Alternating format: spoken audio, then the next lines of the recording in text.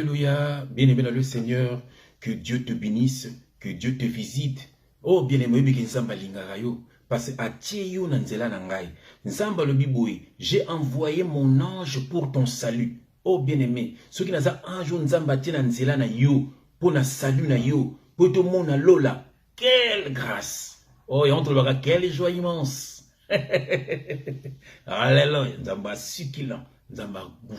Bien-aimé, nzamba bien. Okoyiba nzambe te za kufa. Bien-aimé, lelo yoka tem. Papa le binangana koyebisa yo, les flèches du ténèbre. Et les flèches du ténèbre. Bien-aimé, ni papa linga loba. Ni papa lingi a avertir yo. Yango bien-aimé nazo bondela. To kote na message na biso. Toujours titi da prière.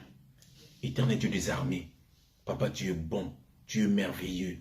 Oh Seigneur, comment ne pas t'aimer? Comment ne pas t'adorer? Comment ne pas t'élever? Tu es le seul, l'unique et le vrai Dieu, le commencement et la fin. Oh Père, comment ne pas t'aimer? Tu es le Père, le Fils et le Saint-Esprit, le trois font qu'un.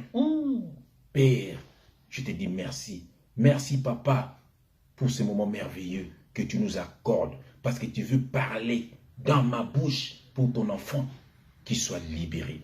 Papa, remplis-moi de ton onction, remplis-moi de ton esprit. Que le Saint-Esprit parle pour l'édification de ton peuple. Au nom de Jésus-Christ, nous avons ainsi prié et nous disons Amen. Oh bien-aimé, Nzambe apambolayo, les flèches des ténèbres. Bien-aimé, le Gounaïbsayo. Bien-aimé, le tout le monde a battu belé. Ou azuma sasia boutou.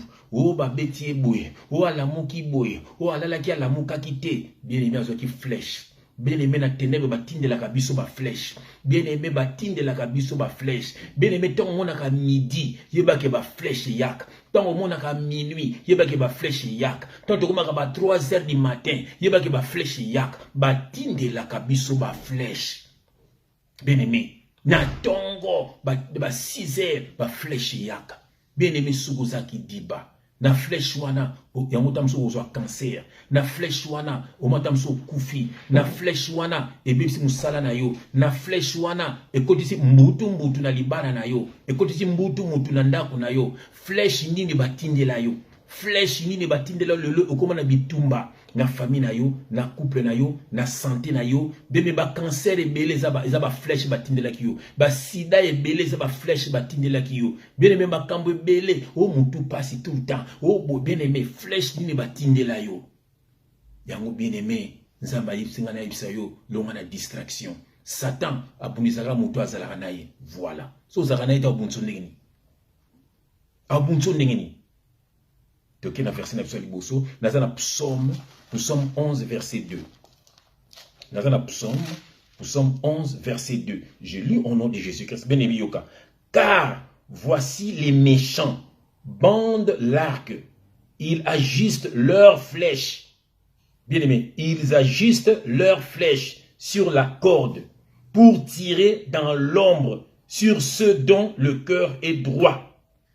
Bien-aimé yokiango. Bien-aimé, oyokiango. Bien-aimé, batine de la kabiso ba flèche. Et puis, quand les fondements sont renversés, bien-aimé, batine de la kabiso ba flèche. La bande de la verset qui te car voici les méchants bandent l'arc. Ils ajustent leurs flèches sur la corde pour tirer dans l'ombre sur ceux dont le cœur est droit. Bien-aimé, flèche ni ne batine de la yo. Bien-aimé, keba. Ba flèche, nazo bango ba spirituel. Tant yo la kabango ba sangana na butu. Ba kena monde à ténèbres. Batini libano ba flèche. Batini flèche na libana na yo. Flèche na santé na yo. Flèche na maïla bana na yo. Flèche na santé na yo. Flèche na musala na yo. Omo ki na musala ezo simbate. Mwana ndako libala ezo simbate. Mwana ndako mbutu na ndako yo na bana bosu kanate. Keba na flèche à butu. Musubi ba becho flèche pou. Olamu kite. Musubi ba becho flèche pou. Au côté hôpital. Au cancer. Au nini. Musubi bou sida. Ah. Bien-aimé. Longwa na distraction. Na bandeli. Satan azwaka moto azalaka na ye. Naki na deuxième verset na biso. Naza na psaume 91. Psaume 91. Psaume 91. Verset 5. Bien aimé que l'on entend. Je lis au nom de Jésus-Christ. Tu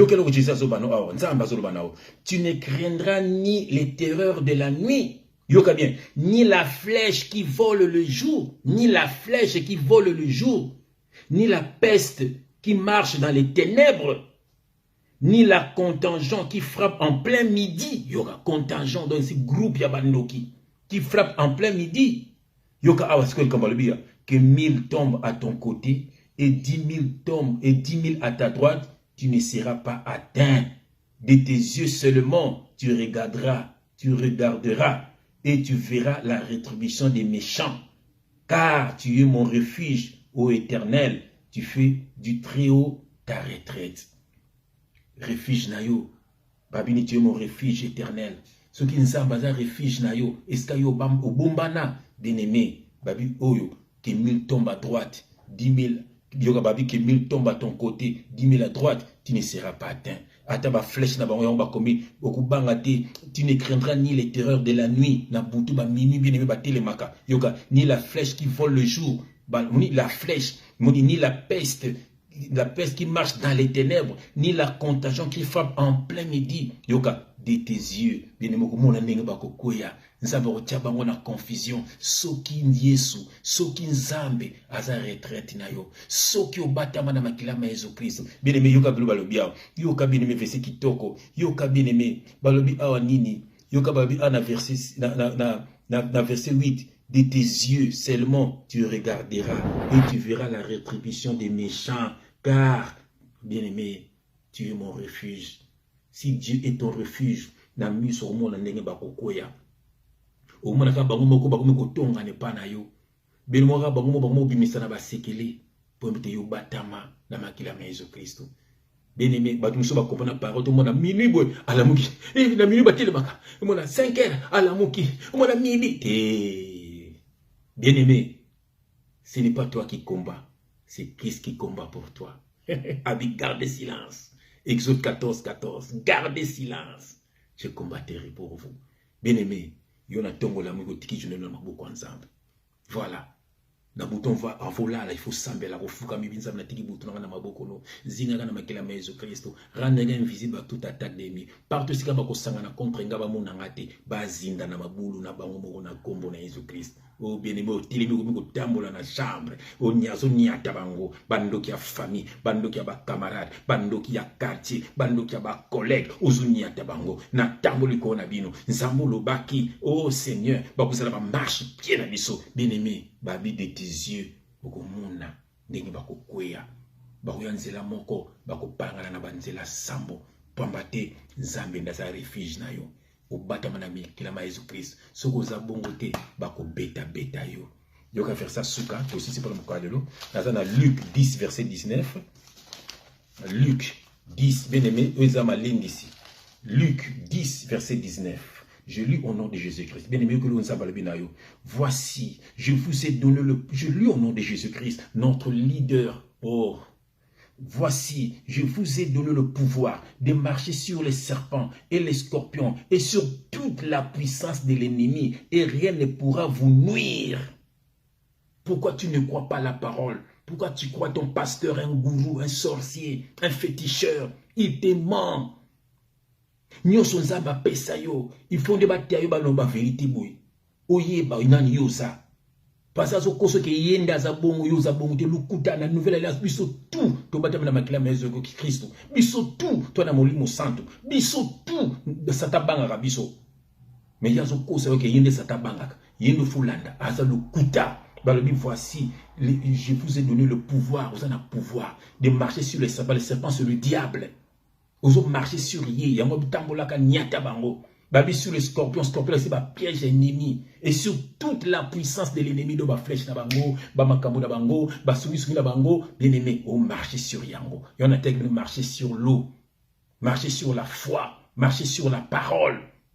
Ne marche pas sur l'ainsi dit pasteur, l'ainsi dit le docteur, non, je marche sur l'eau, sur la parole de Dieu.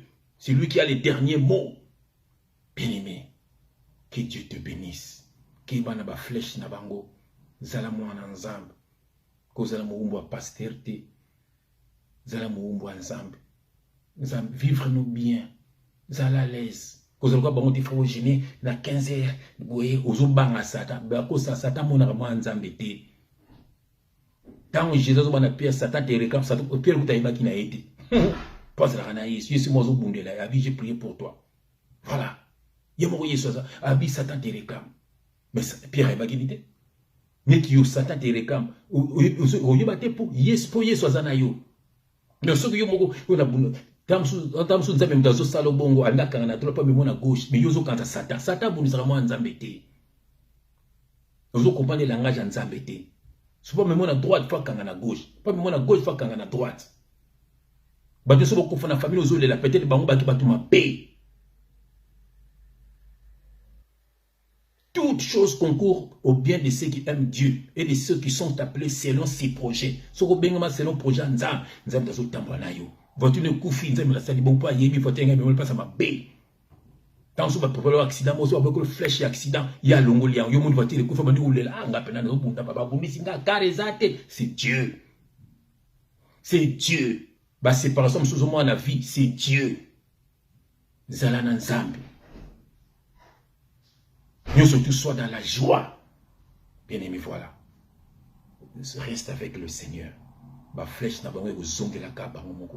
Que Dieu te bénisse. Que Dieu te visite. Sois fort. Sois fort. Au nom de Jésus-Christ. Amen.